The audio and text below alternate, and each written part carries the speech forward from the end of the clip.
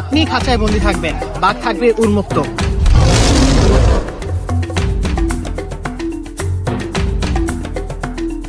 আজকে ঈদ না, কালকে ঈদ গেছে। ভাই তুই থাম ভাই, একটু দিয়ে না ভিডিও করে।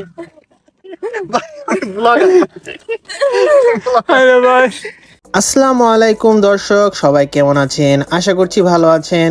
আজকে চলে আসলাম গাজীপুরের সাফারি পার্কে। এই পার্কটির গুগল ম্যাপ লোকেশন ডেসক্রিপশনে দেওয়া হয়েছে, যেখানে ক্লিক করেই আপনি চলে আসতে পারবেন এই পার্কটিতে। আর ফেসবুক থেকে দেখলে পিন কমেন্ট চেক করুন। চলুন পার্কে যাওয়া যাক। আসসালামু আলাইকুম দর্শক, চলে আসলাম সাফারি পার্কে। সাফারি পার্কের প্রবেশ মূল্য হচ্ছে 50 টাকা, টিকিটের মূল্য 50 টাকা। কিন্তু আপনি যদি স্টুডেন্ট হয়ে থাকেন, আপনার কাছে যদি স্টুডেন্ট কার্ড থাকে, তাহলে প্রবেশ মূল্য 10 টাকা। সঙ্গে থাকুন, দেখতে থাকুন সাফারি পার্ক।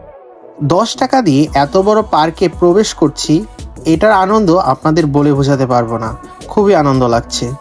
এর থেকে বড় আনন্দ কি জানেন? আমার একটি বন্ধু স্টুডেন্ট কার্ড আনতে ভুলে গিয়েছিল, তার 50 টাকা দিয়েই আসতে হয়েছে। এটি আমাকে আরো বেশি আনন্দিত করেছে। সামনেই রয়েছে টিকিট চেকার আঙ্কেল, তার হাতে আমার টিকিটটি ধরিয়ে প্রবেশ করে গেলাম পার্কটিতে। পার্কটিতে প্রবেশ করলেই চোখে পড়বে বঙ্গবন্ধু শেখ মুজিবুর রহমানের একটি ছবি। ওই পথটি ধরে সামনে এগিয়ে গেলেই দেখতে পারবেন কোর সাফারি পার্ক। এটাকে এই পার্কের মূল আকর্ষণও বলা যায়। দর্শক, আপনারা দেখতে পাচ্ছেন আমি সাফারি পার্কে এসেছি। এটি হচ্ছে সেই জায়গা, ওয়েলকাম টু সাফারি পার্ক, যেখানে হচ্ছে আপনি খাঁচায় বন্দি থাকবেন, বাঘ থাকবে উন্মুক্ত। তো এই জায়গাটার প্রবেশ মূল্য হচ্ছে 150 টাকা। কিন্তু আপনার কাছে যদি স্টুডেন্ট কার্ড থাকে, তাহলে এখানকার প্রবেশ মূল্য হচ্ছে 50 টাকা। আর আপনাদের পূর্বেও দেখিয়েছি পার্কের ভিতরে প্রবেশ মূল্য 50 টাকা, কিন্তু স্টুডেন্ট কার্ড থাকার কারণে প্রবেশ মূল্য 10 টাকা। আপনারা কি একটি জিনিস খেয়াল করেছেন? পার্কটির সামনে কত মানুষ? আজ ঈদের দ্বিতীয় দিন, তাই বলে কি এত মানুষ থাকবে? কত বড় সিরিয়াল, একটু দেখতে থাকুন।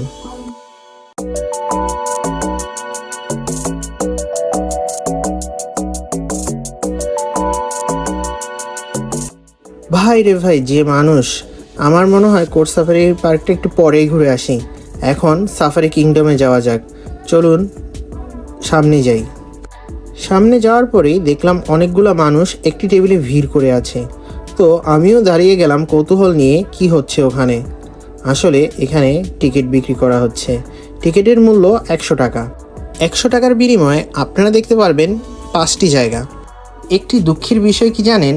এখানে আমার স্টুডেন্ট কার্ডটি কাজ করেনি, কারণ 100 টাকা দিয়েই টিকিটটি কিনতে হয়েছে। টিকিটটি নিয়েই সরাসরি চলে গেলাম ম্যাকাও অ্যান্ড প্যারোটের জায়গায়। আমার কাছে ম্যাকাও আর প্যারোট একই লাগে। দেখি আপনারা কি তফাৎ বুঝতে পারেন নাকি। আর প্রতিটি দরজায় এরকম শিকল দেওয়া। এই সামনের শিকলটি সরাতে বাহুবলী শক্তি লাগে।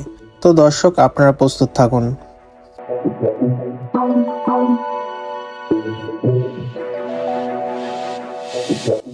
এই সামনের এগুলাকে ম্যাকাও বলে, কিন্তু এগুলাকে আমি প্যারোটি ভাবতাম। টিয়া মামা করেই ডেকে এসেছি আজীবন। এদের দেখে মনে হবে কেউ এদের গায়ে সুন্দর করে রং করে দিয়েছে। এত সুন্দর সুন্দর পাখি আমি আগে কখনো দেখিনি, এই প্রথম। চলুন এখন আমরা দেখে আসি যেটাকে টিয়া পাখি বলে। আবার সেই বাহুবলী শিকল, যা পার করতে অনেকেরই বহুত কষ্ট হচ্ছে। এত ভিড়ের মাঝে এই শিকল পার করাটা একটু ঝুঁকির বিষয়, কারণ ঝপ করে ছেড়ে দিলেই পিছনের জন আঘাত পেতে পারে। তো ভিড়ের মাঝে এই জায়গাটায় একটু সচেতন থাকবেন। ভিতরে প্রথমে প্রবেশ করলেই এই পাখিটিকে দেখা যাবে। এটি কি তোতা পাখি? আসলেই আমার তো ম্যাকাও মনে হচ্ছে, কিন্তু এই দুইটি আসলেই টিয়া পাখি। কিন্তু জায়গা অনুযায়ী পাখির সংখ্যাটা একটু কমই। আরও কিছু পাখি হলে ভালোই লাগতো। ও মা, এ কি, এখানে কাপল আছে নাকি? আমি সিঙ্গেল, কিন্তু পাখিরা ঠিকই মিঙ্গেল। এগুলো হচ্ছে দেশি টিয়া পাখি। আর এই পাখিটি ঠিক আমার মতো সিঙ্গেল। কিন্তু আমি একটা জিনিস বুঝলাম না, নিচে আরও কয়েকটি পাখি আছে যেগুলো খাঁচায় বন্দি। কারণ কি? ওরা হচ্ছে খাঁচার ভিতরে খাঁচায় বন্দি। এ কেমন খাঁচা? পাখি দেখা শেষ করেই বেরিয়ে পড়লাম মাছ দেখতে। চলুন মাছের অ্যাকোরিয়াম দেখে আসি কেমন।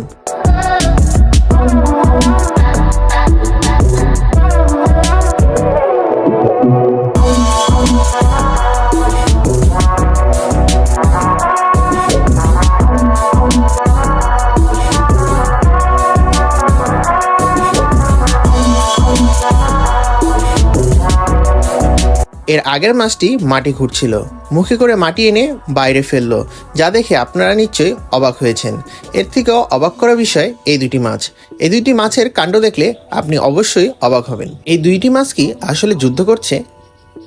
এমন না এটি একবার করে এরা থেমে গিয়েছে, এরকম অনেকবার করেছে। আমি অনেকক্ষণ দাঁড়িয়ে এদের কাজই দেখছিলাম। অ্যাকুরিয়াম শেষ করেই পরে একটি টিকিট কাউন্টার দেখতে পারবেন। এটিও একটি প্যাকেজের টিকিট কাউন্টার, যেখানে 4টি স্থান ঘোরা যাবে। এখানে আমি প্রজাপতি দেখতে সামনে এগিয়ে গেলাম। আমার সবচেয়ে প্রিয় ফুল বোগেনভেলিয়া, বা বলতে পারেন বাগান বিলাস। তো এটার নিচে দিয়েই প্রবেশ করলাম প্রজাপতি দেখতে। কিন্তু মাঝপথে এই বাহুবলী দরজা, এটি পার করেই অনেক সুন্দর একটি দৃশ্য আপনারা দেখতে পারবেন, যেটি আমি কখনোই আশা করিনি এত সুন্দর সবুজাময় এই জায়গাটি হবে। এই জায়গাটিতে এটি অনেক সুন্দর, আমার কাছে অনেক ভালো লেগেছে। কিন্তু ফুলগুলি কৃত্রিম ফুল, আসল ফুল ভেবে ধোঁকা খাবেন না।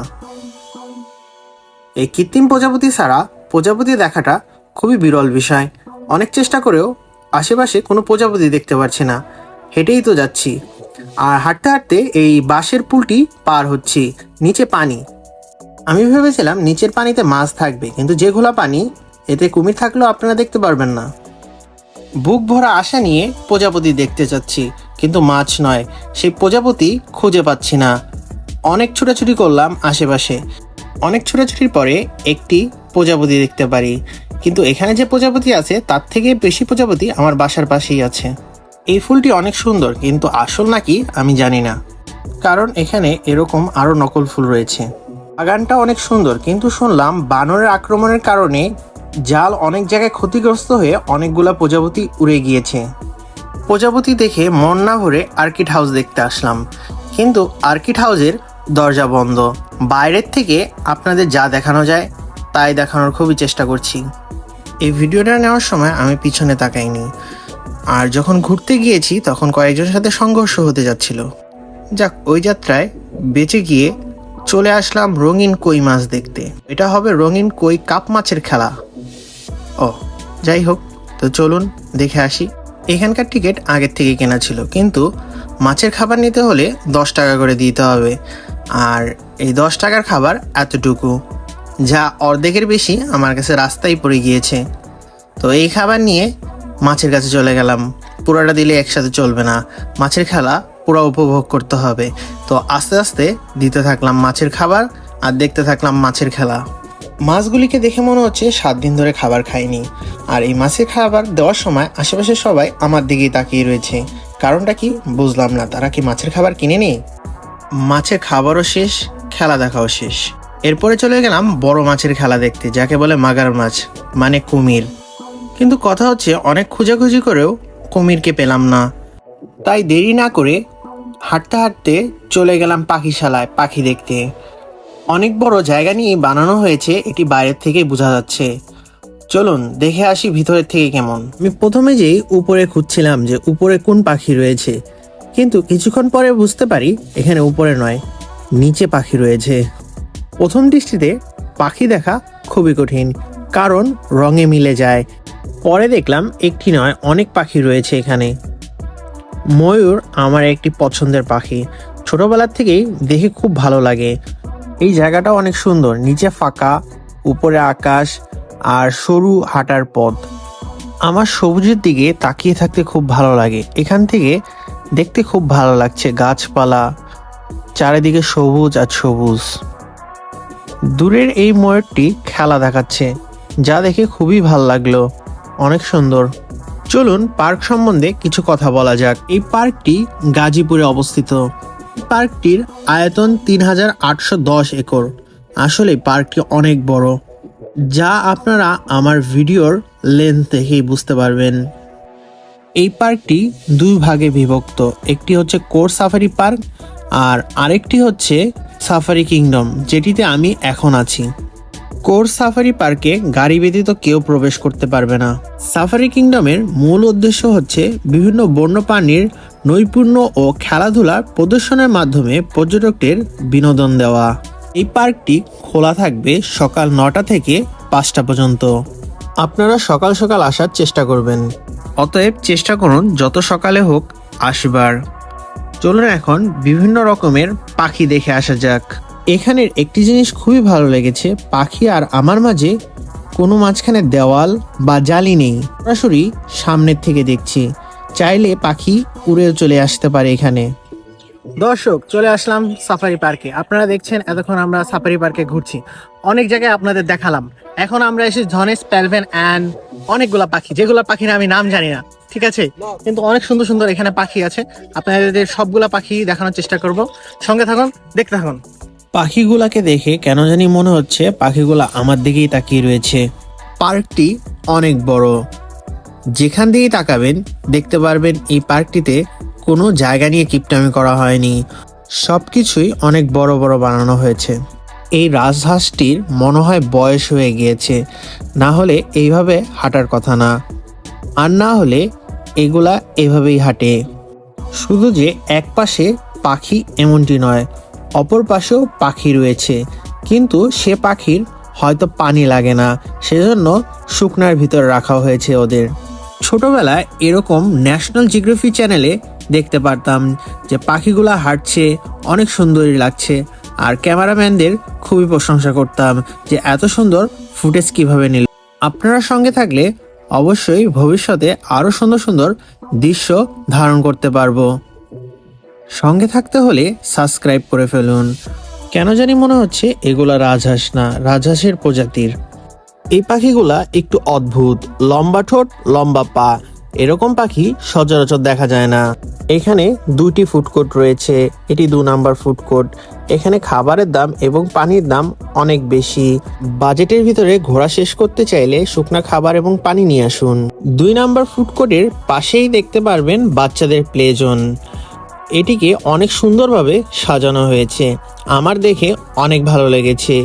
এখানে কুমিরের মুখ দিয়ে ঢুকে লেজ দিয়ে বেরিয়ে যেতে হবে, বিষয়টি আমার কাছে অনেক বেশি এক্সাইটিং লেগেছে। পার্কে ঢোকার সাথে সাথে অনেকগুলো রাইড চোখে পড়লো, আর আমি দাঁড়িয়ে গেলাম এই রাইডটির সামনে। এখানকার বেশিরভাগই রাইড বাচ্চাদের জন্য, কারণ এটি বাচ্চাদেরই প্লে জোন, কিন্তু দেখলাম অনেকগুলা রাইডেই বড়রাও উঠেছে। আমার মনে হয় অন্য রাইডের থেকে এখানেই বাচ্চারা বেশি মজা পাচ্ছে। এই পার্কের এই রাইডটি সবচেয়ে সুন্দর, কারণ একটু উপর থেকে এটি নামে। আমার কাছে একটু অ্যাডভেঞ্চার বেশি পছন্দ, তাই হয়তো এই রাইডটা খুবই পছন্দ হয়েছে আমার কাছে। রাইডে ওঠার সিরিয়ালটা একটু দেখে নিন আপনারা। ঈদের দ্বিতীয় দিন বলে কথা, মানুষের ভিড় অনেক। এই মহাকাশযানের গতি দেখলে ভিন গ্রহের প্রাণীরাও একটু অবাক হয়ে যাবে। চলুন আপনাদের হ্যাঙ্গিং ব্রিজ বা ঝুলন্ত সেতু দেখিয়ে নিয়ে আসি। ভেবেছিলাম এখানে ফ্রিতে উঠা যাবে, কিন্তু এই সেতুতে উঠতে হলেও 10 টাকা দিতে হবে। আর এটিকে ঝুলন্ত ব্রিজ বলা হয়েছে কারণ এটির মাঝে কোনো পিলার দেওয়া হয়নি, 2 প্রান্তে জোড়া দেওয়া হয়েছে, কিন্তু মাঝে পুরাটাই ফাঁকা। কিন্তু এত মানুষের ভিড়ে এই ব্রিজটি উপভোগ করা খুবই কঠিন। আর তার থেকেও বড় বিষয় হচ্ছে আমি এই ব্রিজের থেকে নেমে যেতে চাচ্ছিলাম। এটির কারণ হচ্ছে আমরা বাঙালি জাতি, আমরা বুঝি আর না বুঝি কিছু একটা কাজ করতেই হবে। এত মানুষ এই ব্রিজে, তারপরেও কিছু অসচেতন মানুষ ব্রিজটি ঝুলাচ্ছিল। এই ব্রিজটি সম্পূর্ণ কাঁপছিল, মনে হচ্ছিল এখনই ব্রিজটি ভেঙে পড়ে যাবে। ক্যামেরায় এই দৃশ্যটি বোঝা যাচ্ছে না, কিন্তু আসলেই খুবই ঝুঁকিপূর্ণ এটি। আমি আপনাদের একটি পরামর্শ দিব, অনেক মানুষ থাকলে এই ব্রিজটিতে উঠবেন না। এই ব্রিজটির ধারণ ক্ষমতা 40 জন, 40 জনের বেশি এই ব্রিজটিতে উঠা নিষেধ। কিন্তু দেখুন কি পরিমাণ মানুষ। আগেই বলেছি এই ব্রিজের নিচে কোনো পিলার নেই, তো সাবধান। ব্রিজ দেখার পরে এই ঘোড়া দেখতে আসলাম। এখানে এই ঘোড়ার আকার অনেক ছোট, দেখতে অনেক কিউটই লাগে। তারপরে মনে পড়লো আমি কোর্ট সাফারি দেখিই নি, তাই ছুটে চলে গেলাম সেখানে, কিন্তু এখনো ভিড় অনেক। দেখতে পাচ্ছেন কত বড় সিরিয়াল। পাশে দেখতে পেলাম নিউজ 24-এর রিপোর্টার রিপোর্ট করছে। এখন দেখি রিপোর্টাররাও ক্যামেরা বাদ দিয়ে ফোন দিয়ে রেকর্ড করা শুরু করেছে। 15-20 মিনিট দাঁড়ানোর পরে টিকিট কিনতে পারলাম। টিকিট কিনে প্রবেশ করেও শান্তি নেই, এখানে আরো দম বন্ধকর পরিবেশ। এত ছোট জায়গায় এতগুলা মানুষ, বাসের জন্য ভিড় করে দাঁড়িয়ে রয়েছে। এমন না যে এটি 5-10 মিনিটের ব্যাপার, পাক্কা 1 ঘন্টা আমি এখানেই এভাবে দাঁড়িয়েছিলাম। এত গরমে এখানে কোনো ফ্যান নেই। আমার অনেক কষ্ট হয়েছিল এখানে দাঁড়িয়ে থাকতে, যা আপনাদের বলে বোঝাতে পারবো না।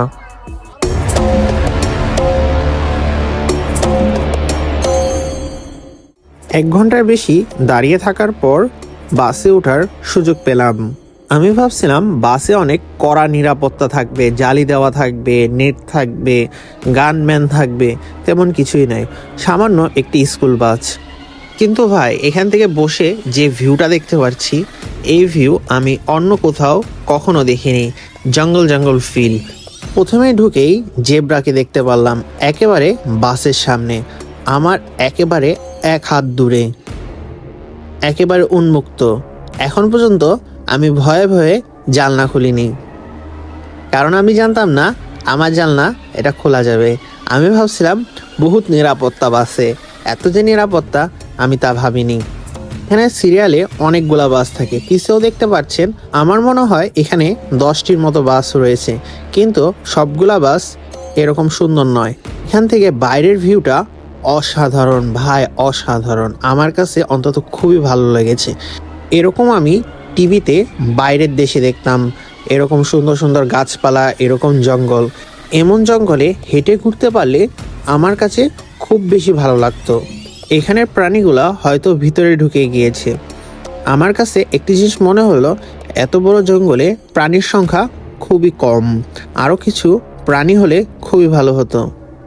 এখানে এক এক জায়গার মাটি এক এক রকম, এক এক জায়গার পরিবেশও আলাদা। এখন প্রবেশ করছি আফ্রিকান সাফারিতে। এখানে প্রতিটা সেকশন ভাগ করে দেওয়া, না হলে বাঘেই সব কিছু খেয়ে ফেলবে।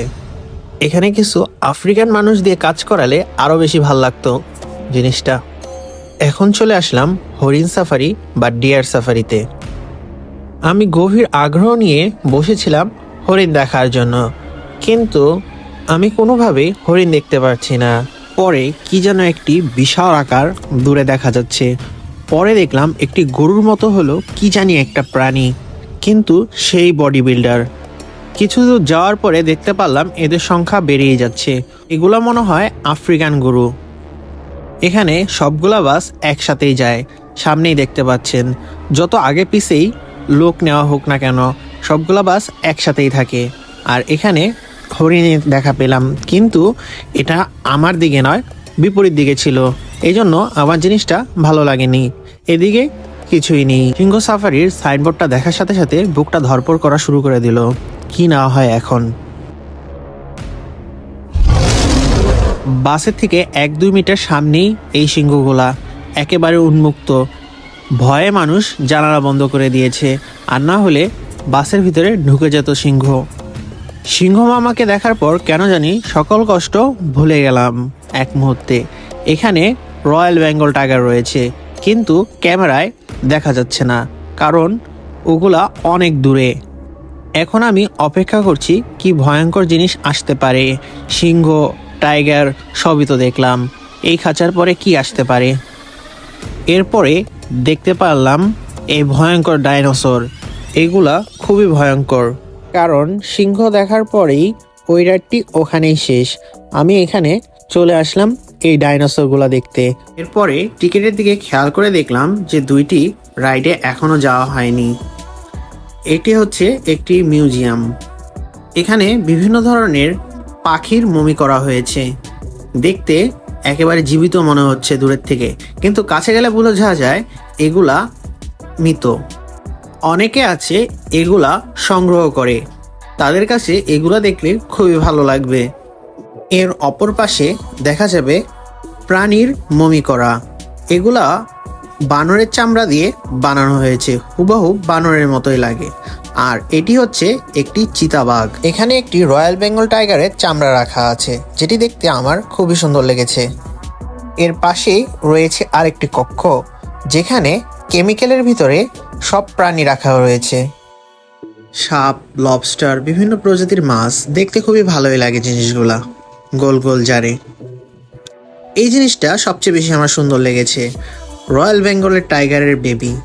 এই মাছটির নাম হচ্ছে বিলাই হাঙ্গর। এটির নাম প্রথমে পড়ে আমি ভাবছিলাম আমি ভুল পড়ছি, আসলে না, এটির নামই বিলাই হাঙ্গর। এখান থেকে বের হয়ে ভাবলাম একটু বাগানগুলো ঘুরে আসি, আশেপাশে দৃশ্যগুলো কেমন। 10 টাকা দিয়ে প্রবেশ করেই আপনি এখানে চলে আসতে পারবেন। 10 টাকা যাদের স্টুডেন্ট কার্ড আছে, আর না হলে 50 টাকা, খুবই বেশি মূল্য নয়। আবার ভাববেন না এই বাগানের জন্য আমার আলাদা টাকা দিতে হয়েছে, এন্ট্রি ফির সাথেই এটি। এখানে অনেক সুন্দর বাগান। আমি আবার এই পার্কটিতে গেলে অন্য কোনো জায়গায় না ঘুরে এখানেই বসে থাকবো, আমার কাছে অনেক ভালো লেগেছে।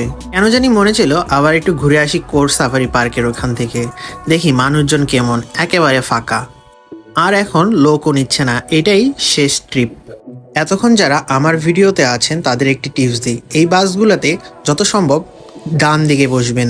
ডান দিক থেকে সবকিছুর ভিউ ভালো পাওয়া যায়। আমি বাম সাইডে বসেছিলাম, এই জন্য ঠিক মতো দেখতে পারিনি। বেলা গড়িয়ে সন্ধ্যা হয়ে যাচ্ছে, বের হওয়ার পালা এখন।